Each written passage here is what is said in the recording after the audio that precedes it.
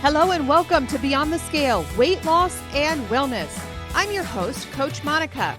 I'm joined today by Coach Darcy, and we are here to guide you through the ins and outs of a lifestyle that's transformed not just our lives, but the lives of countless women navigating the waves of perimenopause and menopause. Whether you're here to shed weight, understand your body better, or simply find a community that gets it, you're in the right place. So sit back and enjoy the next few minutes as we tackle the hot issues of today. Welcome 2025 and the first show of the year. Coach Darcy, how are you? Oh my goodness, it's a weird thing to think about. I But know. I'm doing great. I know. It's totally weird. Yeah, we're I still on remember do you remember how old were you in 1999 when oh, we were I know really this. scared that the world was Uh, ending? it's because of the oh my goodness, that was my world. That was before I was in going into high school. So I was in eighth grade. Wow. So I remember thinking, man, Y2K. if we ever hit 2025, we're old. It's actually kind By of scary. golly, by golly, that happened. By golly, here we are. 2025. We hope Oh, that you had a really good holiday season and that you are energized.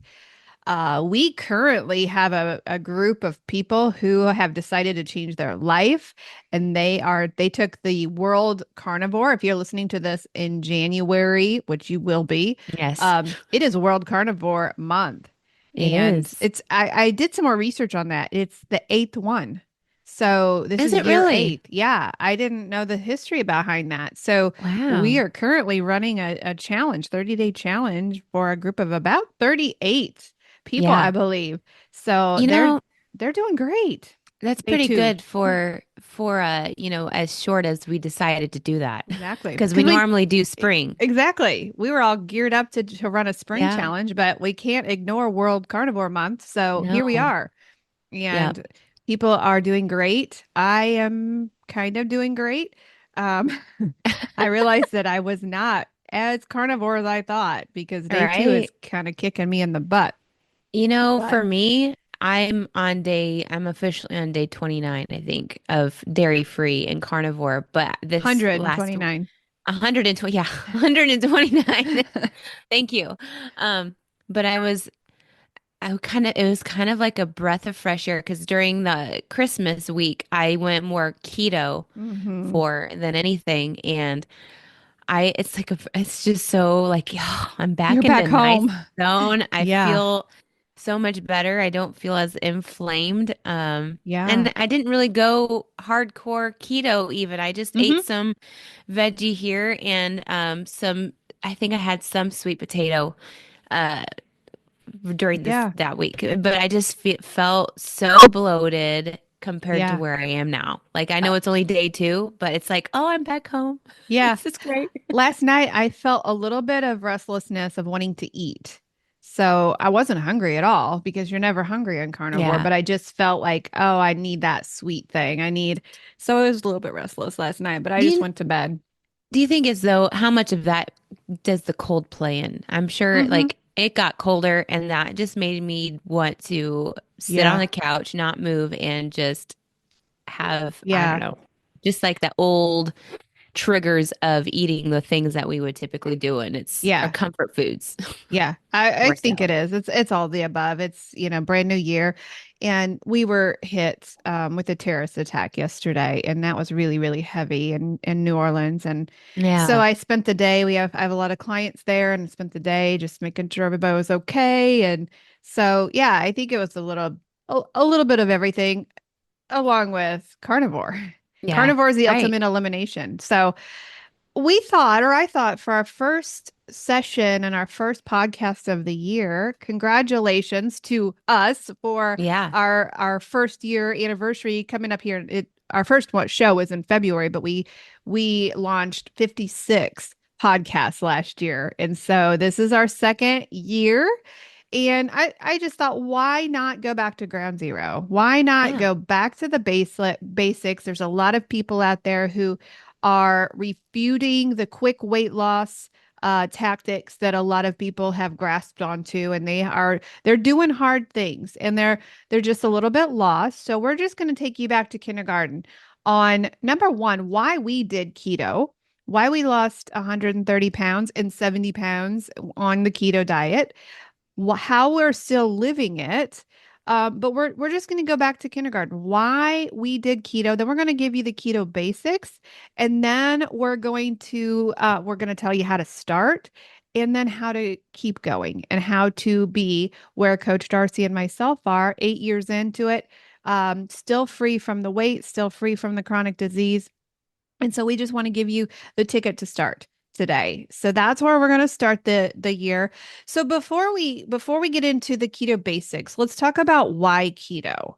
Mm. Because there's 192.9 ways to lose weight, legitimately lose weight. I'm not talking about the fake weight loss of the medicine. I'm not talking about that. I'm talking about the real. There's a lot of ways to legitimately lose weight and potentially keep it off. Okay, so whole foods base. There's carnivore. There's keto. There is paleo. There's the Mediterranean. There's all of these nutritional based ways. Um, Basically, even with the caloric deficit, right? But why did we choose keto? Why are we, a lot of people are like, "Oh, coach, are you going carnivore? Are you switching your ways? Are you switching your beliefs?" And we are not. We believe the foundation of where we started our weight loss journey was keto. And so we're going to talk about keto today because it's really foundational. It's something that is doable. You can live this thing for years and years. We're going on year 8 here, which is why I believe it's foundational. It's not a fad diet. It's not, it's not a quick one and done thing. We're going to go back to living our old lifestyle. So, Darcy, do you want to talk for a second about why you chose keto and how your journey began in the keto lane? I think keto chose me. I think that's I think that's That's initially what it good. is. Keto chose me because I saw your journey, and it wasn't one of those. I tried products, and this worked for me, and then all of a sudden couldn't afford it anymore, and then I went backwards. You actually did choose a product, but then I saw more so like, oh, this is actually not the product. This is actually how you're eating and it's working. So between my jealousy and watching your weight loss journey, um, I can say that keto chose me because you chose me to come work for you. It was kind of like a sneaky older sibling thing to do, is like a bribery. But it was more of like I was also in a lot of desperation. I was willing to try anything because right at that moment, I was spending a ton of money on a product that was not working for me. And I was wanting it to work and I was saying that it was working, but I was doing a mind game and it wasn't working. So as I look back, I didn't really have a definition of why I chose keto. And I can look back now, where I am 5 years later, and say, there's that freedom. And we use that word a lot, but there was that freedom of food. I was chained by food. I was chained by the wants and desires of what everybody else had. But now I have like this freedom, and not only the freedom, but it empowered me. These are the two words that we like to use now, because I think that they're magical.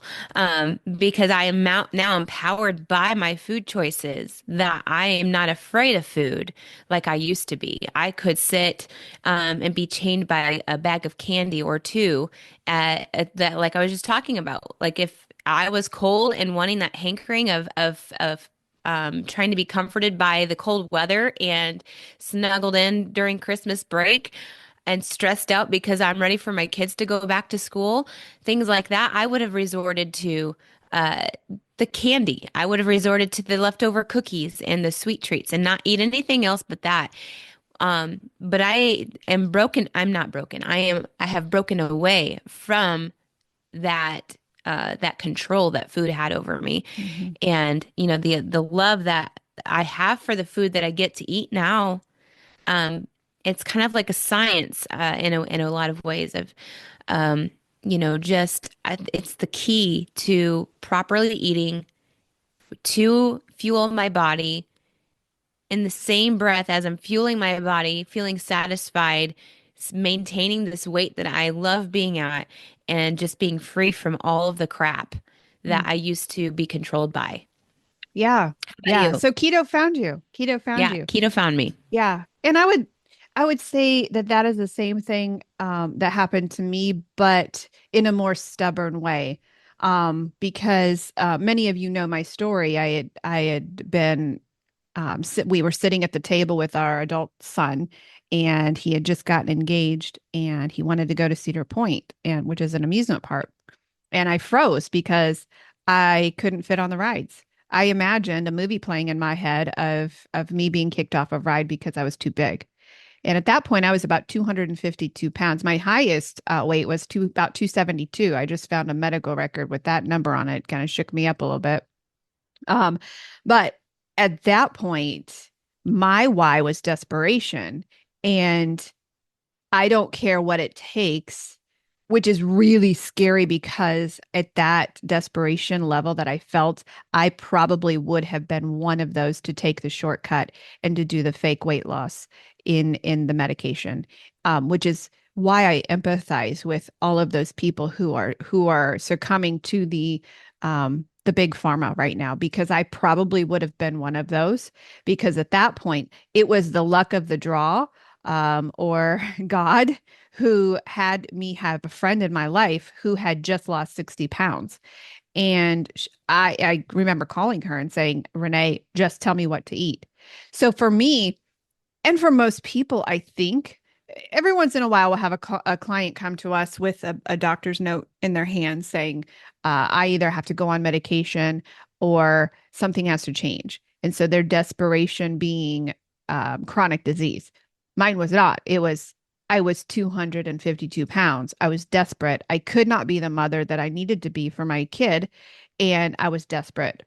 So thankfully, I am so thankful the medication was not available at that time, because I probably would have sold one of my children to get it. I would have been that desperate. Um, and that is how desperate we are watching people be right now. Like, people are Yeah. skipping mortgages to get this drug, especially since it came off of the list, the provider list. Yeah. And it's very, very scary. So for me, it was weight loss. And I, by the luck of the draw, had a friend who was on keto. Didn't care any about the science behind it, honestly. Can I add before you continue your story? Um, some people listening to this might think, "Oh, you're exaggerating about this whole roller coaster thing." I've heard you tell the story, and your why, but I mean, who in their right minds would not be able to ride a roller coaster? And let me tell you from experience, not from myself, but I think God places situations for us to be able to visually see Mm-hmm. and experience what others go through or may have almost gone through or what have you. But I went to an amusement park one time and I was about to get on. I was the next one in line to get onto this ride, and I had physically and visual not physically, I had seen this woman try to get on this roller coaster and this person trying to shove the bars over her, and they even had two people try to shove her in there, and they could not snap it. They could not get it to click. So she had to have this moment of embarrassment, a walk of shame. Mm-hmm. I don't know if she felt shameful, but my heart just went out to her. And I'm like, you know what? This is exactly what my sister is Mm-hmm. talking about. Mm-hmm. And I'm seeing this happen in front of my eyes. So if you think that we're exaggerating when we Mm-hmm. talk about sitting on white chairs at weddings or getting on roller coasters and getting kicked off, all of those things, by golly, Mm-hmm. it's real. And I That think that's the grace of God that he showed us that. I think, absolutely. because like you, I just had this movie play out in my head. I had no idea if they actually kicked people off roller coasters Yeah. before. And by the mercy of God, the same thing happened. My son and I did go on a roller coaster. We did a victory tour. You can see the pictures on my Facebook page. We did a victory tour, and we sat in the front row of this roller coaster. I was terrified. It was horrible. I was so emotional that day getting on the front seat, and my son said, "Mom, you and I are going on this together." But right in front of us, it was a man. It was a young man. He was probably 18, huge guy. And he thankfully, I empathize with your woman who was trying to stuff herself in there because I've done that before. Like, you're gonna fit. He the guy thankfully was a high school guy, and he just kind of shoved it. He just kind of motioned the guy through the line over the because he knew he wasn't going to fit. And he was like, and they had a little talk, and he walked down. But yeah, it's like I needed to see that to know that that was a real thing and that I did the right thing. And it's not And an exaggeration. no, I think of the restaurant walk of shames, Yeah. when they ask you to, I was terrified of booths. And every time, I don't know, waitresses need some training, I think, for bigger people because every single time I'd walk into a restaurant, they wouldn't look at me and say, "Oh, you need a table." They would take me over to a booth, and I would have to stuff my body into a booth and embarrass and watch people look at me and talk and whisper.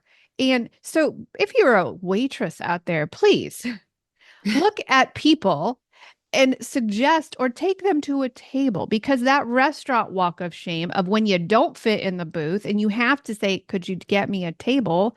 is humiliating, you know? Mhm. You So, can do it discreetly too. You don't my have to be word, like, oh, you can totally. be polite about it. Totally. Yeah. The feelings of how we felt before we lost the weight, the white chairs, I will never. For me, it was we would go to Right to Life events and they would be like there's the wedding chairs. Those are Hmm. wooden. Those are a little bit more sturdy. But do you know the plastic white chairs where No. you feel the seat? Oh my gosh. It's traumatic. Yeah. It literally is traumatic. So that Yeah. was my Yeah. why. That was my why. Right. You have to have a why. If you're going to go through 100-pound weight loss, 50-pound weight loss, you're going to have a why. Those were our whys. And so thankfully, we didn't have the drug because you know what? If we would have had the drug, we would have lost probably in 6 months, we would have lost our weight, but we would have been back up because that's what's Yeah. happening right now. And I just thank God for the day that I was not put in that position to have to choose a drug versus doing it the right way and keeping it off. So you got to choose your why.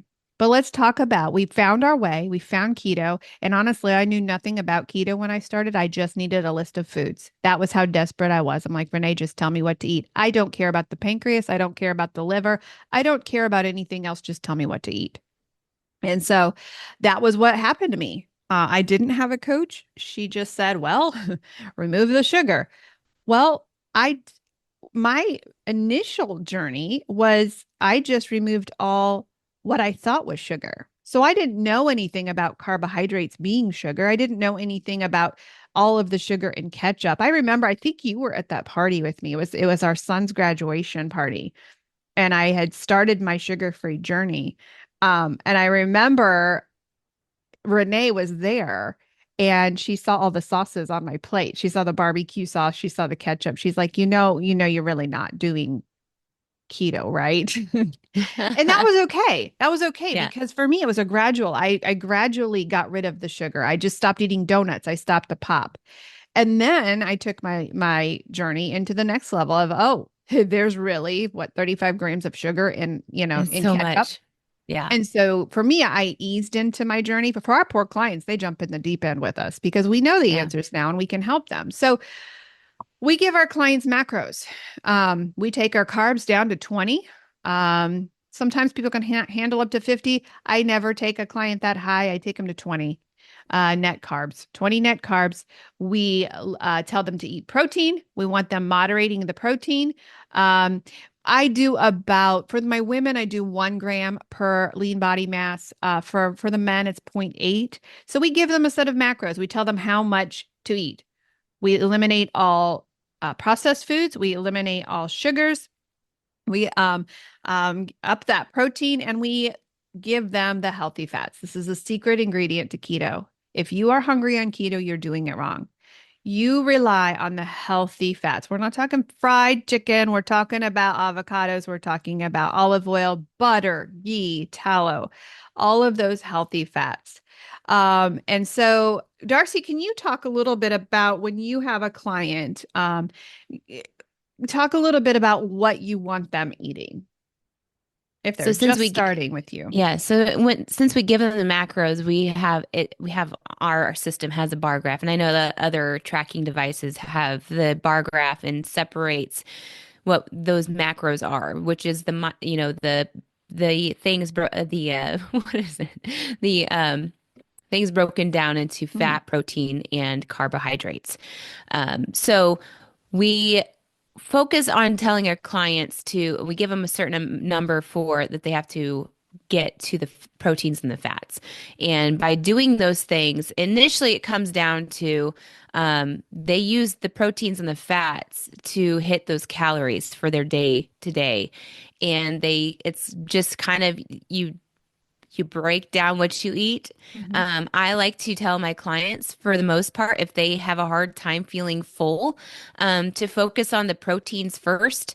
And we're all different. So some people they might need more fats and they want to focus on getting those fats in to feel full. So we have to kind of determine as a coach how you work best. For me, it was proteins.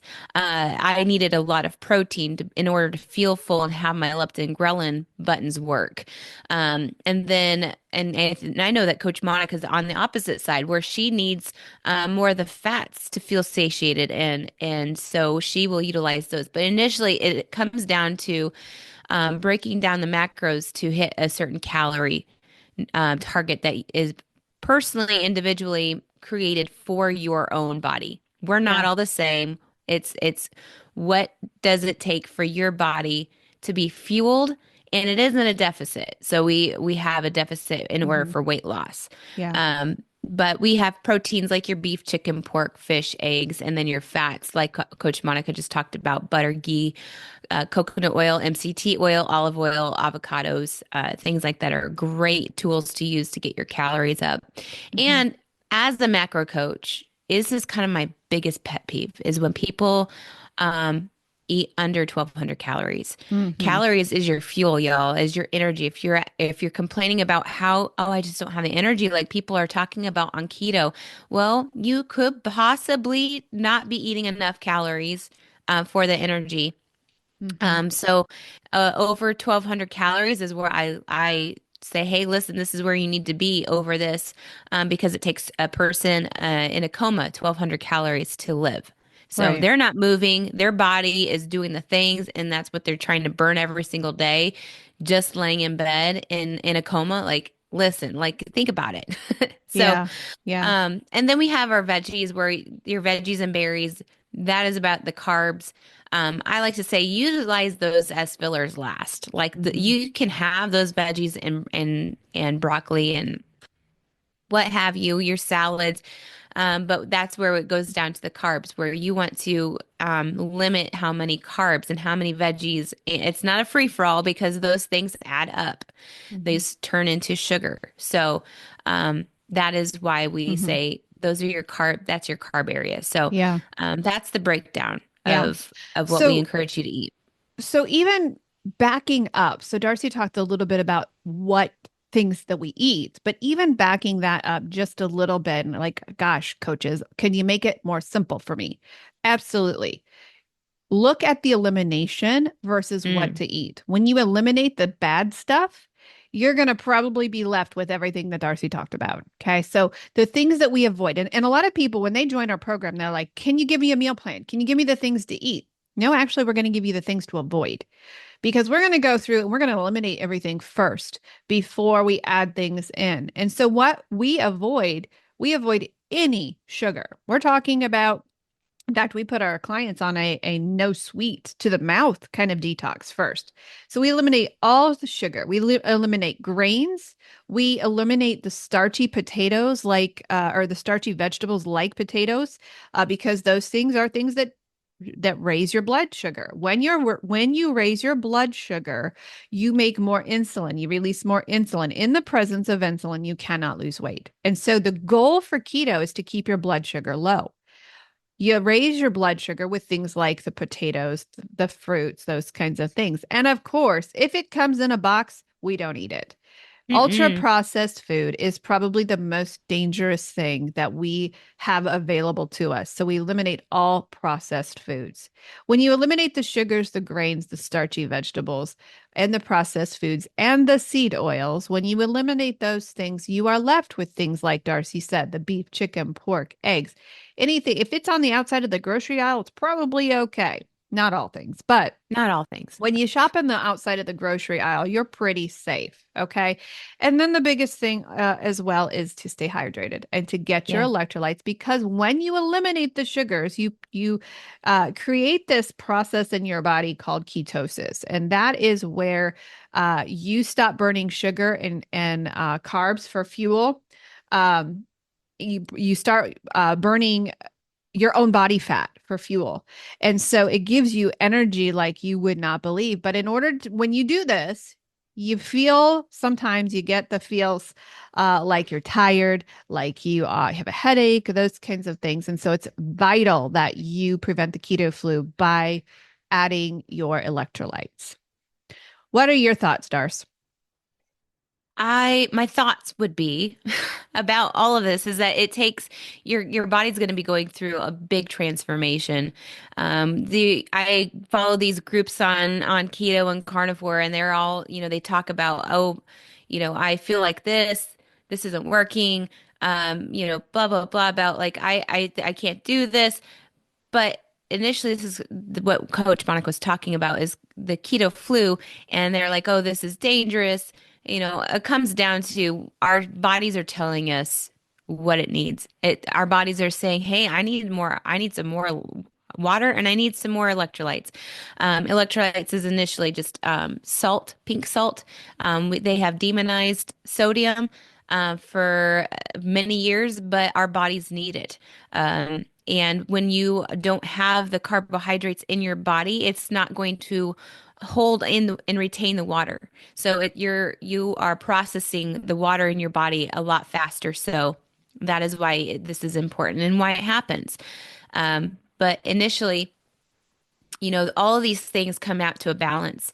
It's not super difficult. It sounds like it might be super difficult because we're so used to the standard American diet and we're so used to the other diets that we have to, focus on having 600 meals a day and having one blueberry at 12 o'clock. And so all of those ridiculous rules, it comes down to just second nature as you do this. And it's Mhm. not something that we need to panic over.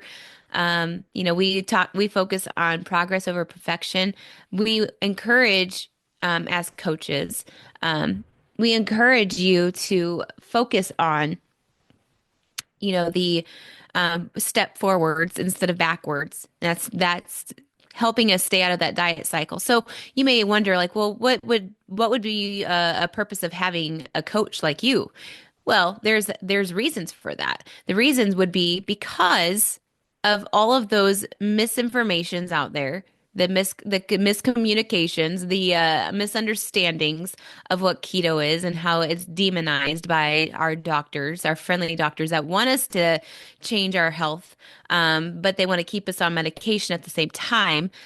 We won't get on that today, but just having the accountability of somebody being able to help you along the way, to be able to look at your macros. This is what I do. I am a macro coach and I look at people's macros every day to help guide them in a better, in a better way so that they understand it a lot better and what they eat. Mhm. And also it's more of it calms them when they think that they did terrible. I'm like, actually, you did really good. So why are you being so hard on yourself? So that's what we initially do is be able to talk through not only your food, but we also talk about the body, mind, and spirit together. That is Mhm. the importance of having a coach because when you are wanting to, you know that you need to have a lifestyle change and you start with diet and exercise first, that's our typical go-to, but it comes down to, well, why are we continuing to break or to get on the same cycle of diet?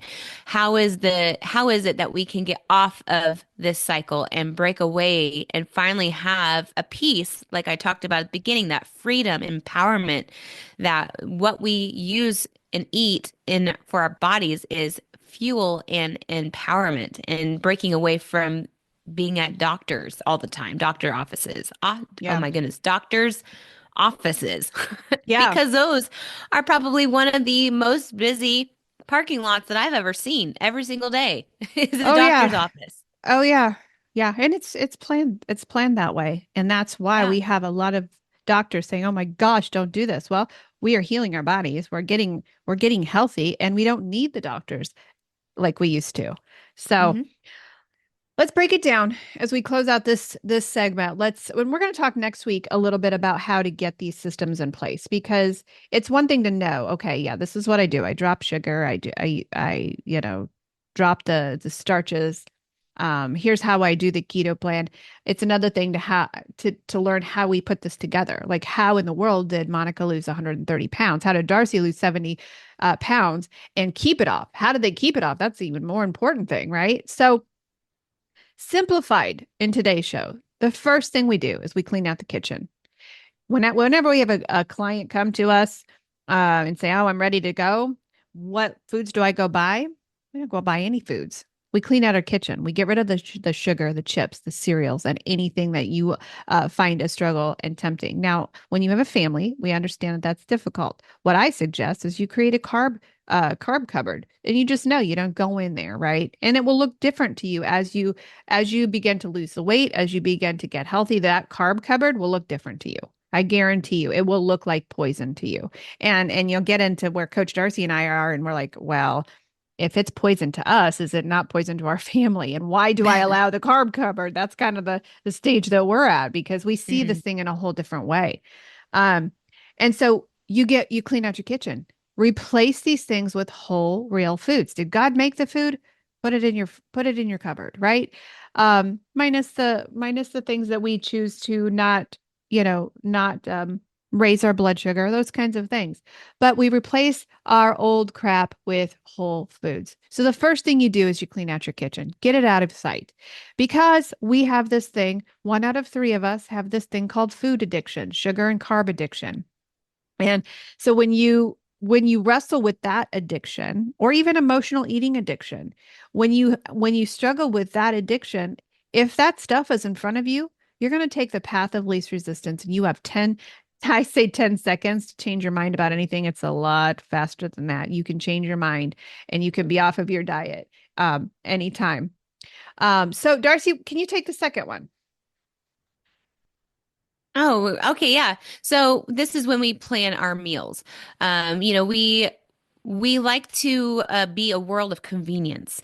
We like to go through the grocery, or not the grocery stores, the drive-throughs, because life gets so chaotic and busy. So we are to plan our meals, and that is so we're cooking at home more. We're making simple meals, like a grilled chicken salad, steak and butter and broccoli for dinner. So simplicity is where we need to focus, and we like to complicate what we choose to make, because we're so used to having a variety of Mod Podge meal plates built up with, casseroles and whatnots, from the standard American diet. But in order to have our our times be a little bit less chaotic, planning your meals ahead of time will help you be prepared. It will help you stay on plan, knowing, because it typically when we get um just bogged down in why we go to those restaurants is because we don't know what we feel like maybe that day, or we have had such a stressful day that day that we now have no time to make a meal. When you plan these things out, you can know that, okay, this today is going to be a really busy day. I'm going to throw a crock pot meal together, and make it simple. And then I'm also going to have the extra leftovers for the rest of the week that I don't have to worry about what I plan on cooking. And also when we talk about planning our meals, we like to, if you're tracking your macros, you're able to then pre-plan what those macros will look like. So you stay within your calories that you need.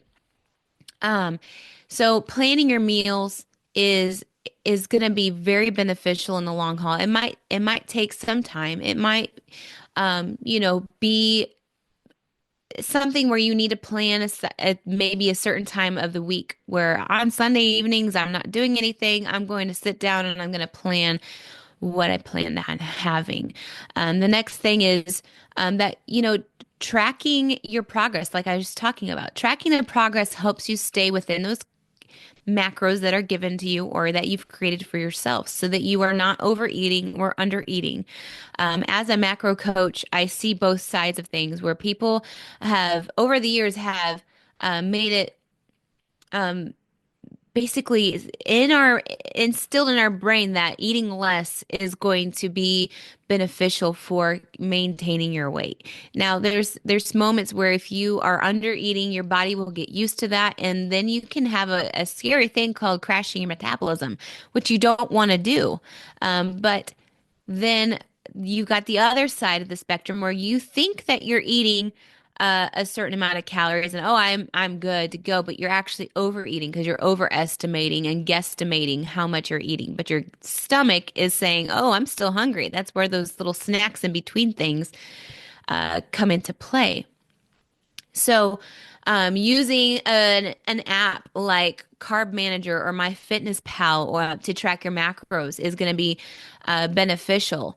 And just the fact that it is obnoxious to have to track your food. It is obnoxious to have to stay within a certain boundary, but it is also freeing to know um, it's similar foods maybe that you tend to go to every day and what is going to make your body feel full and satisfied. It's just helpful to see it. It's like writing things out of your head. Like I encourage my clients to journal a lot of times to get the frustrations and the things that we compact in our brains outside of our brain to be able to see it. That's kind of what tracking does. It just Yeah. gives you a peace of mind. You want to talk about what the next step of after tracking would be? Yeah. Yeah. Well, and a lot of people panic and they look at the tracking as, oh, I'm on a diet. I'm on a diet. And that really messes with their heads. And so sometimes we introduce after either sometimes it depends. So every client is different. If I see a client that's drowning in the tracking, and she's just like, my gosh, I don't know how I'm going to do this the rest of my life. We adapt to each client. That's why coaching is so important because dieting, this could be a disordered eating, the tracking thing could turn into a disordered eating pattern. And we don't like that. Right. So sometimes what we do is we teach our clients, okay, we know you're not going to be a lifetime tracker. I'm going to have to be because I'm a food addict. I'm going to have to be a lifetime tracker. Now, my tracking now today doesn't look like it did when we first started. When we first started, it was every day, 24/7. If I ate it, it goes in there. What I kind of do now, number one, because I lean carnivore and because you don't have to track as a carnivore, what I do is what we call a recalibration system, where we go for a month without tracking. And we use the scale as our coach, right? If the scale stays the same, we're good to go. But sometimes people get a little bit nervous. Maybe the scale goes up a little bit. They're eating more than what they think. So we do a recalibration month where we track for a month. We don't track for 3 months. So everybody's different. So don't get into the line of thought of, okay, if I'm going to keep this weight off, I've got to track for the rest of my life. You may be one of those if you struggle with food addiction, but you may be one who just needs to check in with a calibration system, right? But those people have to be on the scale. They've got to be on the scale because if you move away from the scale, sometimes it's really hard. Now, some people they can judge by their clothes. I'm not one of those because I will stuff my body in my clothes if I have to. I'll stuff my body in there and everything's fine. Well, no, everything's not fine. So, yeah, and the biggest key, guys, the biggest key is to be patient. If you have 50 pounds to lose, please count out the next year to lose it. Be patient. You are not going to lose like those on medication. The ones on medication are losing not in a realistic way. Okay. It's a temporary weight loss for those people. They will have to be on the shot for the rest of their life if they want to keep the weight off. Okay. That is not real weight loss. I will stake my claim on that. That is not real weight loss.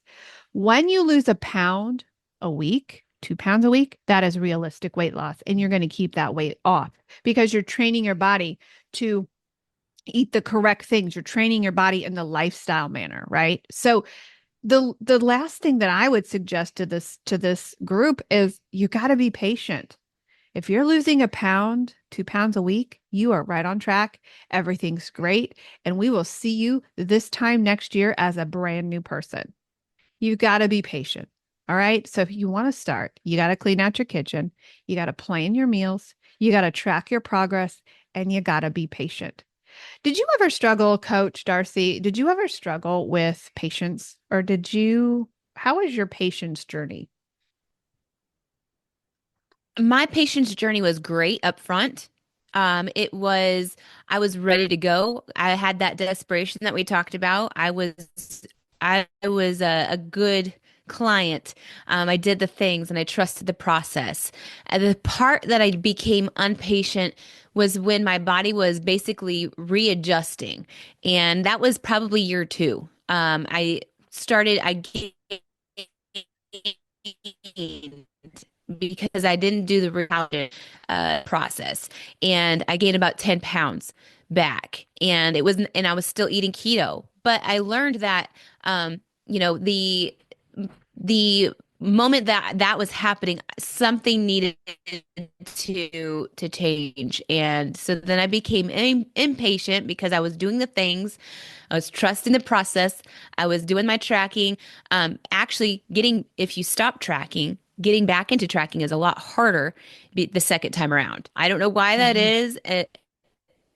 It's a very common thing in our clients when they just get a little bit relaxed. That's where also having a coach come in handy to be like, hey, let's get back into gear here, and do the things. And but yeah, I became Yeah. impatient when I was not losing the weight the second time. Yeah. But that's where carnivore kind of came in for me. And in some of the fasting wasn't the thing that was for me. It was more of I needed to get rid of my head stress, and so then I buckled down, and uh things were efficient because I saw Yeah. what needed to happen, Yeah. Your for me. internet's going out there, Darce. So apologize for that. So yeah, she struggled with a little bit of impatience, and I It think is. that is something that is a killer, especially with all of the weight loss drugs out there now, it's hard. And that's one of the things that we as coaches struggle with the most is keeping our clients eyes on the ball, keeping them focused, keeping them grounded, keeping them feeling good.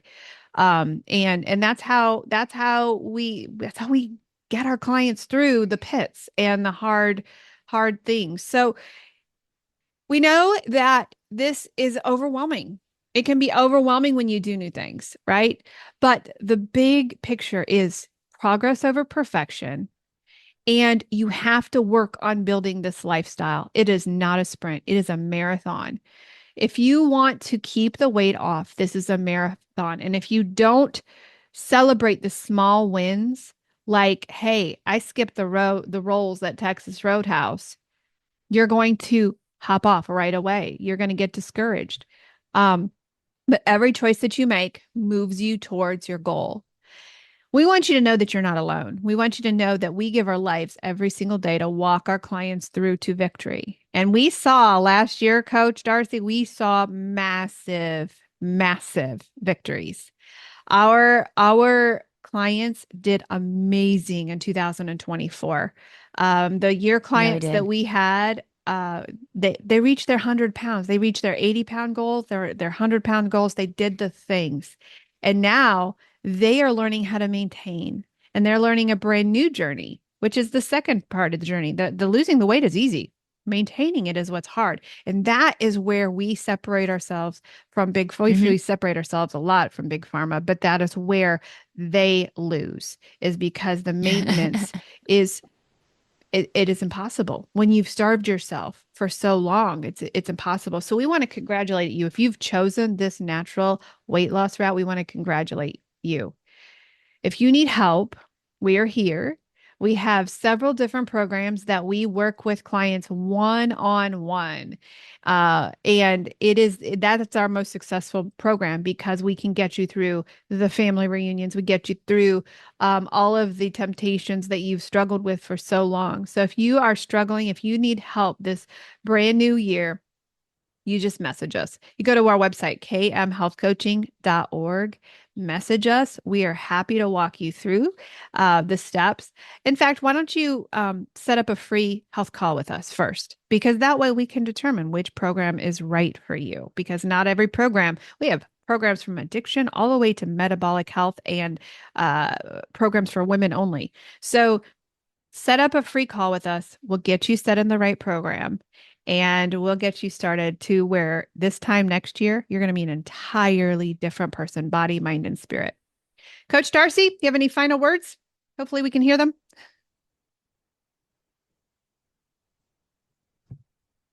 Okay.